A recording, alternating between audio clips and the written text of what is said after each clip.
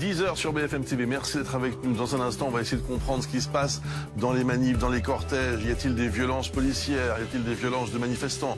Y a-t-il les deux? Tout simplement, on verra ça avec nos invités, bien sûr. Et puis on s'interrogera sur ce dispositif hors norme qui a été mis en place par le ministère de l'Intérieur pour cette journée d'action. 13 000 policiers et gendarmes mobilisés dans toute la France, 5 500 dans la capitale. C'est simple, c'est du jamais vu. Avant d'en parler et de revenir aussi bien sûr sur ce qui s'est passé à Sainte-Soline, les premiers blocages de la matinée pour la 10e journée de contestation de la réforme des retraites. Pour que ce soit très clair, Maître Bourdon, et avant de donner la parole à Denis Jacob, vous dénoncez une disproportion de l'usage de la force ou bien une doctrine qu'il faut revoir complètement de maintien de l'ordre. C'est pas tout à fait la même chose. On est bien d'accord que c'est pas tout à fait la même chose. Il y a une doctrine du maintien de l'ordre qui a été ajustée à plusieurs reprises. On s'en est même vanté en disant qu'il y a une excellence même d'une doctrine du maintien de l'ordre à la française. Cette doctrine, elle est foulée aux pieds. Elle est martyrisée tous les jours. Ça, c'est une réalité. C'est pas simplement moi qui le dis. C'est aussi, de façon discrète, un certain nombre de hauts gradés de la police qui sont désarçonnés et consternés à la fois de ce qu'on leur demande de faire et en même temps de constater que une fois de plus le Darmanin surenchérit dans la logique de déni des violences policières, comme d'ailleurs il avait fait fin 2020 Emmanuel Macron qui avait dit violence policière, de quoi on parle?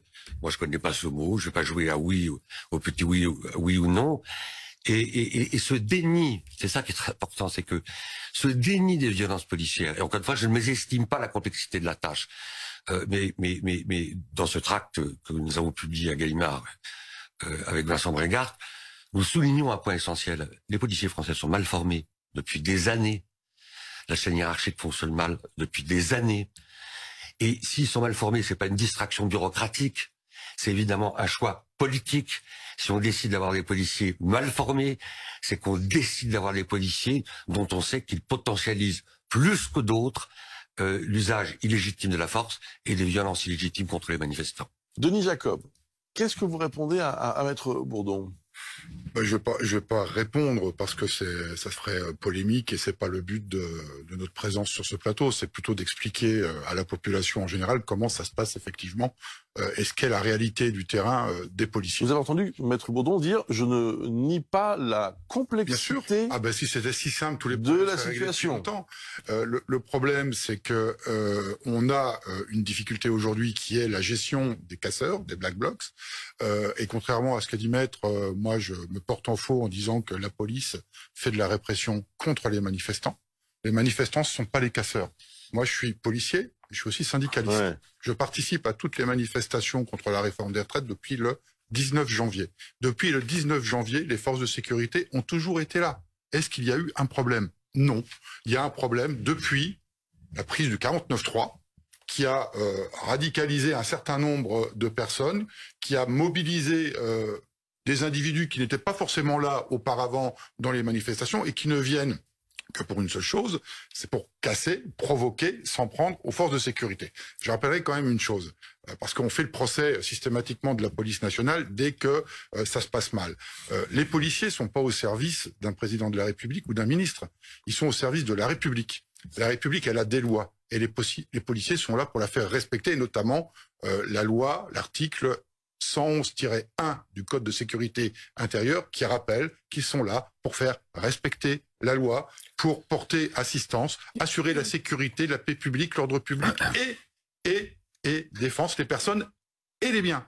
Donc quand on a une manifestation qui est illégale, qui est interdite et qu'on a des casseurs, eh bien les forces de sécurité sont là pour empêcher que ces individus-là puissent s'en prendre ou aux personnes ou aux biens. Et quand j'entends dire qu'il y a des violences policières, moi je suis pas sur ce plateau pour être dogmatique. Bien sûr qu'il y a des comportements individuels qui sont condamnés et qui sont condamnables, qui sont inacceptables, bien évidemment. On va pas aller dire le contraire par rapport à l'affaire récente de cette bande audio qui a été diffusée. Mais c'est pas une question d'unité, c'est une question de personnes. Alors oui, je rejoins Maître Bourdon pour dire que oui, il y a un problème de formation et de recrutement dans la police nationale. C'est un fait et ministère de l'Intérieur l'a lui-même reconnu, puisqu'il y a tout un tas de choses qui est en train d'être fait au niveau de la formation et le recrutement dans la police nationale. Mais quand on dit qu'il y a des violences policières, j'ai échangé tout à l'heure sur les réseaux sociaux avec quelques personnes de ma confédération, puisque je rappelle que Alternative Police est un syndicat affilié à la CFDT. On me dit, mais est-ce que tu crois pas que c'est disproportionné? Mais qu'est-ce qui est disproportionné? Le fait d'être attaqué avec des bombes artisanales, des cocktails Molotov et de répondre avec des gaz lacrymogènes? Bien des policiers et des gendarmes font leur boulot avec le maximum de discernement et de sang-froid. Ils sont aussi les victimes collatérales d'une politique qui a toujours privilégié depuis des décades la logique de répression à la logique de dialogue.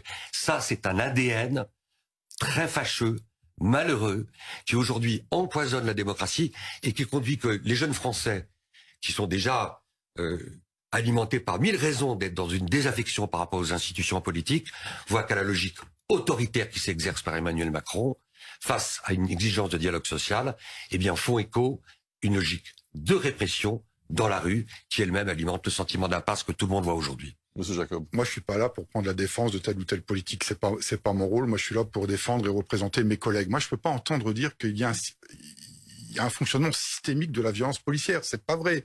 C'est aller faire croire à la population que les policiers sont recrutés pour aller tabasser les gens. Ce n'est pas vrai. Et je suis désolé. Parler d'armes létales, on parlait tout à l'heure de la révision du maintien de l'ordre. Et moi, oui, je loue une partie de cette réforme, puisque nous avons été porteurs de revendications qui ont été prises en compte. La création de LI, d'équipes de liaison et d'information. Ce sont des policiers qui sont formés pour faire de la médiation, à l'instar de ce qui se passe en Allemagne.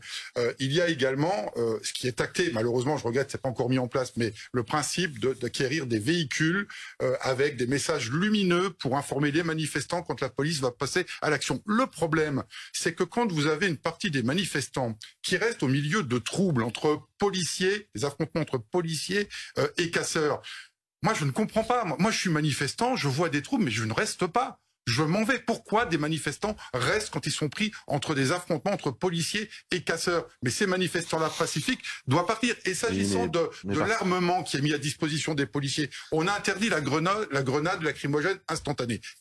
Elle est interdite. On a très récemment. Dans le dernier, avec le nouveau schéma de maintien de l'ordre. Elle est interdite. La grenade de désencerclement, aujourd'hui, elle est très encadrée dans son utilisation. Elle ne doit plus que servir aux policiers et aux gendarmes pour se dégager quand ils sont pris. C'est pas du tout ce qui s'est passé à Sainte-Soline. Et ce qui est utilisé, Monsieur Bourdon, ce qui est utilisé aujourd'hui sur les maintiens de l'ordre violents avec des casseurs, c'est ce qu'on appelle des grenades à éclat non létales. Si elles avaient été utilisées dans la phase expérimentaire, il n'y aura pas deux personnes entre la vie et la mort. Laissez parler, Monsieur Bourdon, laissez-moi aller jusqu'au bout de mon propos. On peut débattre, Monsieur Jacob, ça se passe très bien. Donc cette grenade d'éclat non létal a pour but de remplacer notamment l'agli, c'est-à-dire que quand elle explose, il n'y a plus la même teneur en explosif, justement pour éviter de blesser grièvement des gens. Ce qu'on appelle cette technique, ce qu'on appelle la cuillère, ne se détache plus de la grenade et ça va pas au-delà du bassin.